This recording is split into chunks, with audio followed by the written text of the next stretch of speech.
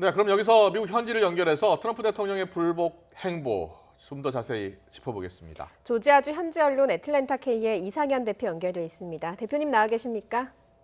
예, 안녕하십니까? 네, 자 바이든 대통령 당선인이요 오늘 또 기자회견을 했습니다. 핵심 내용은 뭐라고 볼 수 있을까요? 예, 뭐 다양한 이야기들을 많이 했는데요. 한마디로 트럼프의 방해에도 불구하고 정권 인수 작업이 차질 없이 진행되고 있다는 메시지를 국민들에게 전한 내용이었다고 볼 수 있겠습니다. 예. 날짜는 오바마 케어의 그 대법원 심리가 시작되는 날짜를 선택했고요. 또 이날 회견의 핵심을 두 가지로 요약해 볼 수 있을 것 같습니다. 첫 번째, 대외적인 것으로요. 네, 5개 국가였죠. 영국, 독일, 프랑스, 캐나다, 아일랜드, 미국의 가장 전통적이고 강력한 우방 국가들 정상들과 통화를 했다고 밝힘으로써 아, 전 세계에서 인정하는 또 동맹국들이 인정하는 대통령 당선자라는 것을 과시한 셈입니다. 예, 또 예. 대내적으로는 트럼프 대통령의 눈치를 보느라고 정권 인수 작업에 협조하지 않는 공직자들과 정치인들에게 경고의 메시지를 보내는 내용이 있었는데요. 예. 뭐 여러분들이 협조하지 않더라도 정권 인수 작업은 차질 없이 진행될 것이고 여러분은 결국 역사의 죄인이 될 것이다라는 이런 암묵적인 경고의 메시지를 보내는 내용들이 포함되어 있었습니다. 예, 네. 오늘 바이든 당선인의 기자회견 내용을 대외, 대내로 나눠서 설명을 해주셨습니다. 트럼프 대통령의 불복은 나라 망신이다 이런 이야기를 했는데 트럼프 대통령 측의 반응은 없었습니까? 예, 뭐 오늘 정치 전문 매체인 폴리티코가 양측 캠프의 관계자들 취재해서 아주 흥미있는 기사를 보도했는데요. 예. 뭐 한마디로 트럼프 캠프 측이 제대로 된 대응을 하는 대신에 코미디 같은 아주 주장과 오류를 반복하고 있다는 내용이었습니다. 예. 오늘 트럼프 대통령이 트위터를 통해서 다음 주에 아주 중요한 진전이 있을 거고 이길 것이다라고 트위터를 날렸는데요. 네네. 사실 지난주에도 다음 주에 큰 것이 온다고 얘기를 했었거든요. 예. 또 자기의 최고 신복이라고 할 수 있는 마이크 폼페이오 국무장관이죠. 트럼프 2기에만 정권 이수를 하겠다고 말하자 여기 아주 흡족해서 이래서 마이크가 웨스트 포인트 육사를 수석 졸업한 것이다라는 또 댓글을 달았습니다. 예. 또 코로나에도 불구하고 경제가 개방을 해야 된다면서 그 노인들이 젊은이들을 위해서 죽으라고 말하는 아주 문제 인물이 있었는데요. 예. 공화당 소속의 텍사스 부지사 댄 패틱이라는 사람입니다. 이분이 어제 트위터를 통해서 민주당의 선거 부정을 고발하는 사람들에게 100만 달러, 자기 돈으로 100만 달러를 주겠다는 얘기를 했어요. 예. 이것을 트럼프 대통령이 2번이나 리트윗을 했습니다. 첫 번째 리트윗한 것이 유료 사이트여서 접속이 안 돼서 다시 리트윗을 했는데요. 아시다시피 선거 소송은 시간이 생명입니다. 지금 언제 제보를 받아서 확인을 해서 소송을 하겠습니까?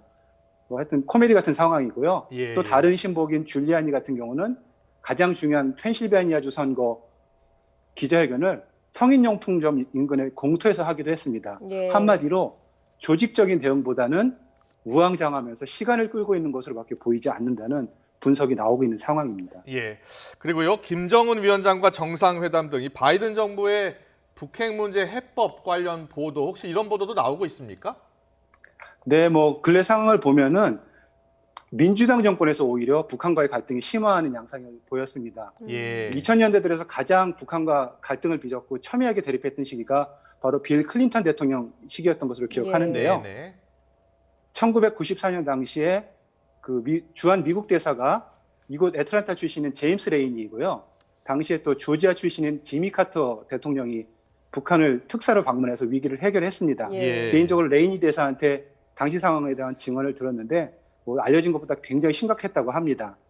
그래서 아시다시피 이후 집권한 민주당 오바마 정권은 전략적 인내라고 했죠. 예. 그래서 갈등을 최소화하려고 했는데 하지만 이 정책은 트럼프 대통령뿐만 아니라 민주당 내에서도 완벽하게 실패한 정책으로 평가받았습니다. 아. 그래서 기본적으로 바이든 당선인 같은 경우는 기존 민주당이 주장해오던 실무 협의를 통한 상향식 해법을 유지할 것이라는 전망이지만 예.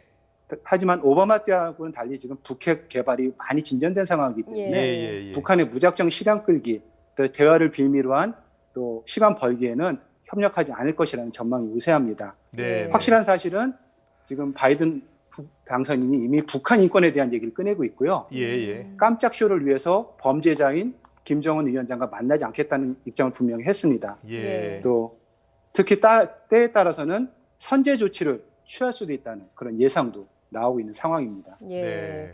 그 트럼프 대통령의 측근 인사들이 지금 트럼프 대통령에 대한 지원 사격에 나섰다 이런 보도도 나오고 있는데 폼페이오 국무장관도 트럼프 대통령을 지원 사격하기 시작을 했습니다. 이 차기 유력한 공화당 대선 후보 아니었습니까? 폼페이오 장관의 행보에 대한 평가는 어떻습니까? 예, 뭐 사실 폼페이오 장관은 미국 정가에서도 대단한 야심가로 알려져 있습니다. 예. 말씀드렸듯이 미국 육사 8위학번인데요. 네. 동기생이 바로 마크 에스퍼, 이번에 해임된 국방장관입니다. 아. 이렇게 쟁쟁한 동기생들을 꺾고요. 예. 수석 졸업을 했습니다. 예. 그랬는데도 육사 졸업생이 의무 복무 기간인 5년을 채우자마자 바로 전역을 했고요. 예. 하버드 법대에 진학을 했습니다. 야심이 아. 큰 인물이죠. 예. 이후에 7년간 캔사스주 연방 하원의원을 지냈는데 운 좋게 2016년에 트럼프 캠프에 합류해서 취임과 동시에 CIA 국장이 됐습니다. 예. 뭐 상원의원도 아닌 하원의원이 또 7년의 경력을 가진 의원이 벼락 출세를 한 셈인데요. 네. 또 이후 2018년에는 국무장관이 됐고요.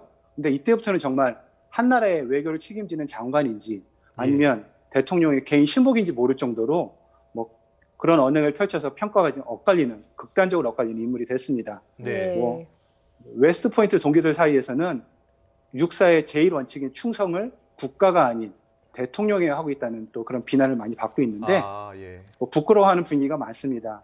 본인도 4년을 기약해서 이런 행보를 보이는 것 같은데 아마 최근에 도널드 트럼프 대통령이 재출마를 하겠다 뭐 이런 얘기를 해서 아마 예. 낙담하고 있지 않을까 하는 그런 보도도 나오고 있습니다. 예. 그렇군요.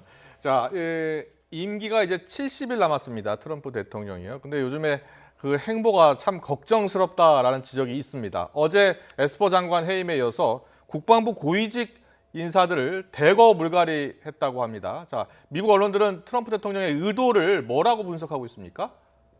예, 뭐 장관이 경질되면서 같이 호흡을 맞췄던 차관급이나 비서실장의 또 퇴진도 예상된 일이긴 했습니다. 예. 뭐 새로 임명된 장관 대행 입장에서도 전 장관과 호흡을 맞추던 사람들과 뭐 일을 할 수는 없는 거겠죠. 예. 근데 하지만 새로 임명된 인사들이 대부분 트럼프 대통령이 예전에 밀었다가 자리에 앉히려다가 여러 가지 구설수 의혹으로 정말 낙마 인사들이라는 게 가장 큰 문제입니다. 예. 대부분의 인물이 그 대표적인 인물이 지금 예. 핵심 요직인 정책 차관에 임명된 앤서니 타타라는 그런 사람인데요. 네네. 이슬람에 대해서 극도의 혐오감을 갖고 있는 인물이고요. 아. 심지어 오바마 대통령에 대해서도 무슬림 테러리스트 지도자라고 불러가지고 의회 청문회에서 예. 낙마한 인물입니다. 예. 결국 남은 시간 동안 자기에게 충성했던 사람들에게 자리를 나눠주는 선심을 쓰는 모양새인데요. 예. 그 자리가 국가 안보를 책임지는 국방부 요직이어서 참 도덕적으로나 법적으로 문제가 될 것 같다는 그런 반응이 나오고 있습니다. 네네. 예.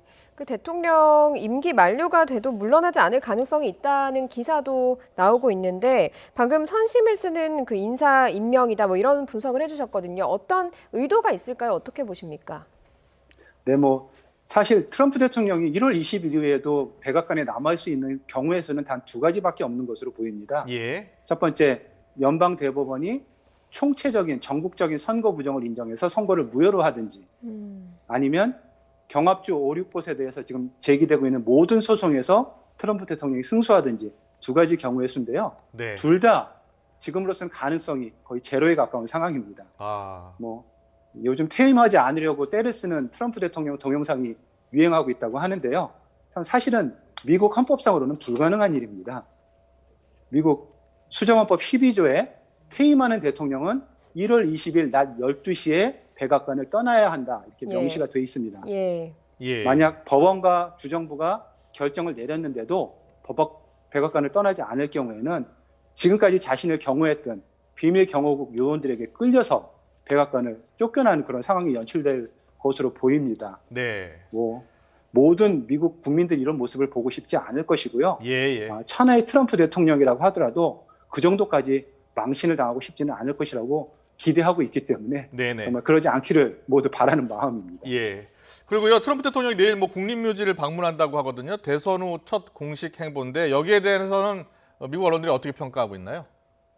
뭐 상징적인 행동이죠. 항상 예. 한국에서도 무슨 결심을 할 때거나 아니면 새로운 행동을 할 때 국립묘지를 방문하곤 하는데요. 예. 아마 뭐 내일 이후에 전국 유세에 나선다던가 아니면 뭐 결단을 내리다던가 둘 중에 하나로 보고 있습니다. 예. 불복할 것으로 보는 분위기가 많기 때문에 갑자기 승복을 하지는 않을 것으로 보이고요.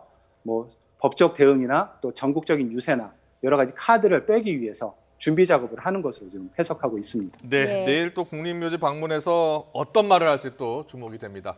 지금까지 애틀랜타 K의 이상현 대표였습니다. 오늘 말씀 잘 들었습니다. 고맙습니다. 예, 감사합니다.